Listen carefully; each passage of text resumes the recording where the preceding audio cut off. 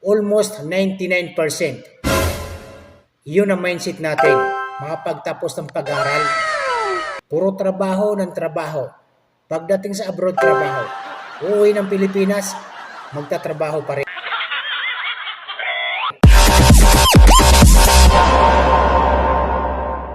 Ang taba ng utak natin mga Pilipino. Sa aming mga OFW, maraming wala pa rin ipon, wala pa rin na-invest sa pinaghirapan sa abroad. Pinag-aaral natin yung mga anak natin para matapos ng pag-aaral at makakuha ng magandang trabaho. Yun ang mindset lagi ng mga Pilipino. Mag-aral ka maayos, nang sa gayon ay makahanap ka ng magandang trabaho. Almost 99%. Yun ang mindset natin. Makapagtapos ng pag-aaral. Mahalaga sa atin ang education. Pero wala tayong nai-invest. Puro trabaho ng trabaho. Pagdating sa abroad, trabaho.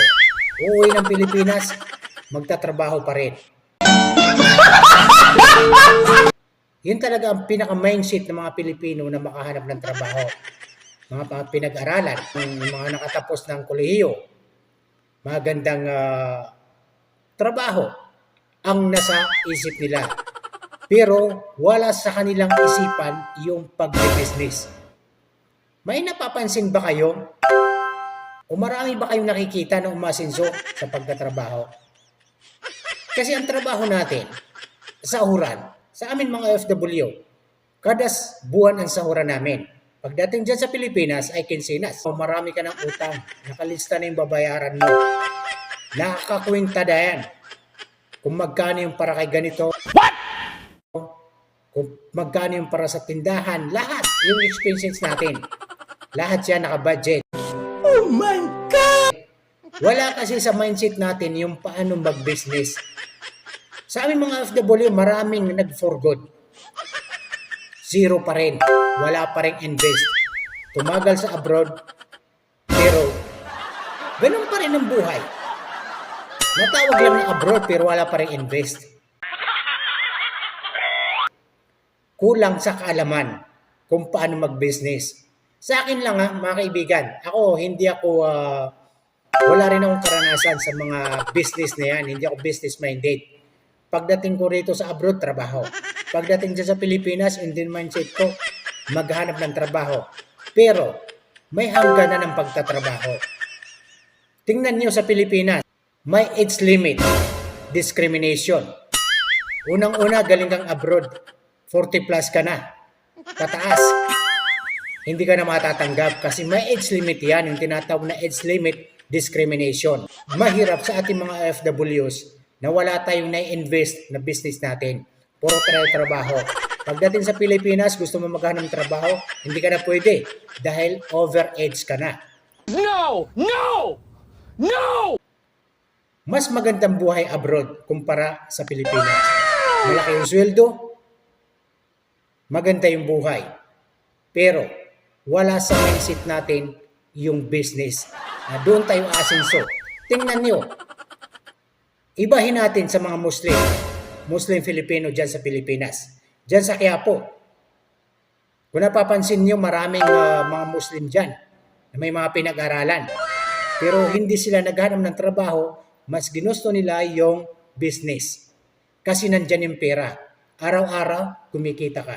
May hawak kang pera. Hindi ka ganang pagtatrabaho, o OFW ka, o dyan ka na sa Pilipinas nagtatrabaho, ay kada buwan kang susweldo. Hindi ka ganang business ay everyday may hawak kang pera. Yun ang pagkakaiba ng mindset ng mga Pilipino at saka mga business-minded.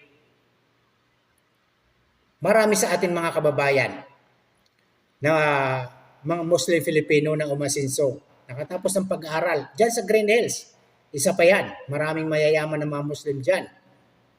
Dahil ang mindset nila ay business. Wala sa kanila yung pagtatrabaho. Dahil kunti lang ang kita sa trabaho. Puro trabaho, wala namang invest.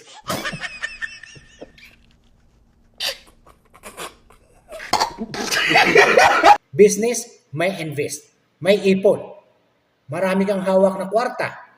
Yun ang pagkakaiba natin mga Pilipino na mas pabor yung maghanap ng trabaho o magtrabaho sa ibang bansa, maging abroad, maging OFW, kaysa mag-business. Hindi ako business-minded. Hindi ako business professor o business analyst ako. Hindi.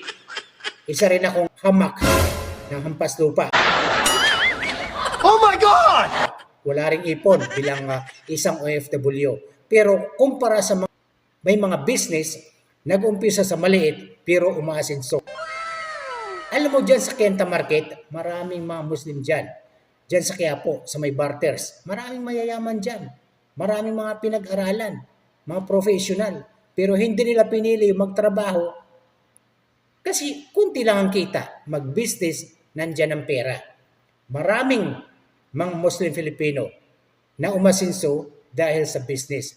May kita maraming mga Muslim Filipino na mga sidewalk vendor yan. Diyan sa Antipolo, kahit saan sa sulok ng Pilipinas sa Maynila, maraming Muslim Filipino pero maraming kwarta. Business-minded sila. Hindi kagaya sa atin, hindi. Puro trabaho ang nasa isip natin. Sa abroad, trabaho. Pag uwi ng Pilipinas, trabaho pa rin ang nasa isip natin. Yun ang pinaka-mindset ng mga Pilipino, magtrabaho ng magtrabaho hanggat kaya. Pero wala sa atin yung mag-business. Hindi yan ang mindset natin. Kundi puro trabaho lang. Puro hirap. Hindi mo sa ating mga FW, puro padala ng padala.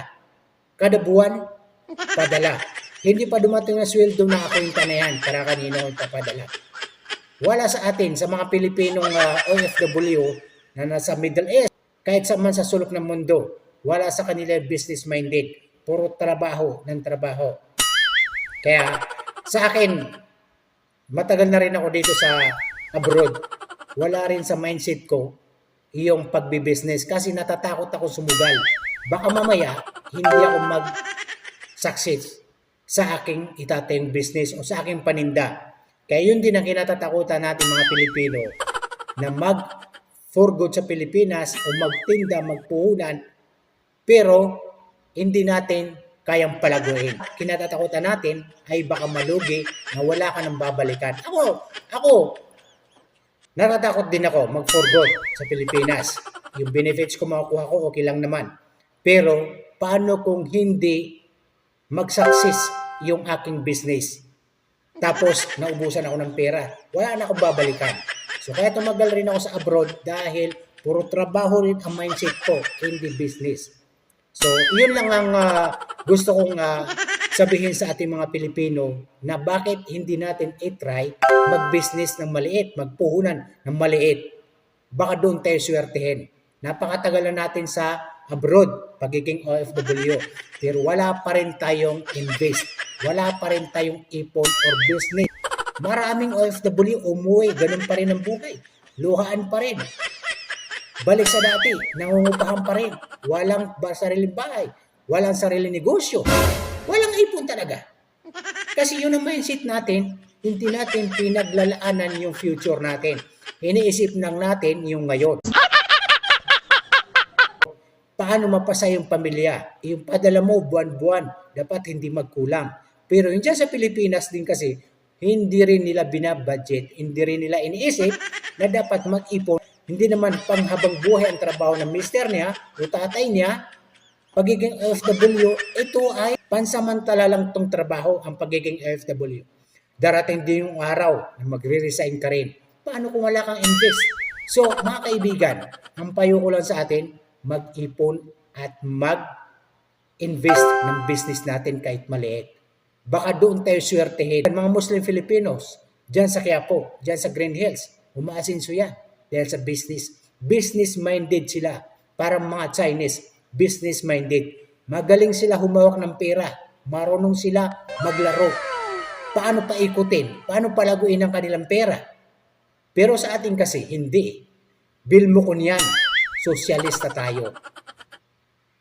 Gastador tayo. Kahit hindi kailangan, gagawin natin. Yung inggit din na sa atin.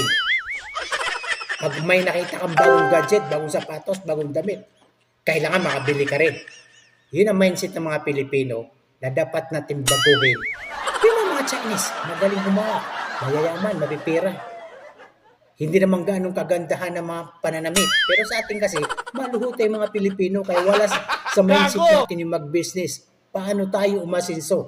Puro trabaho ang mindset natin, nasa utak natin. Trabaho pagdating sa abroad, pag uwi ng Pilipinas, trabaho pa rin. Yun ang kinasanayan ng mga Pilipino na payo ng mga magulang, mag-aral ka na maayos para makahanap ka na makakuha ng magandang trabaho para sa kinabukasan mo. Pero yung business, wala sa atin. Yun lang masasabing sa ating mga kababayan na bakit hindi tayo umasinso. Hindi ako professional expert sa business. Hindi ako business-minded. Pero yun ang napapansin ko talaga sa mga Muslim Filipinos dyan sa Maynila, sa Quiapo, kahit saan man dyan sa Maynila, ay mapipira sila. Kasi business-minded sila. Kumpara sa atin, puro trabaho ang nasa utak natin.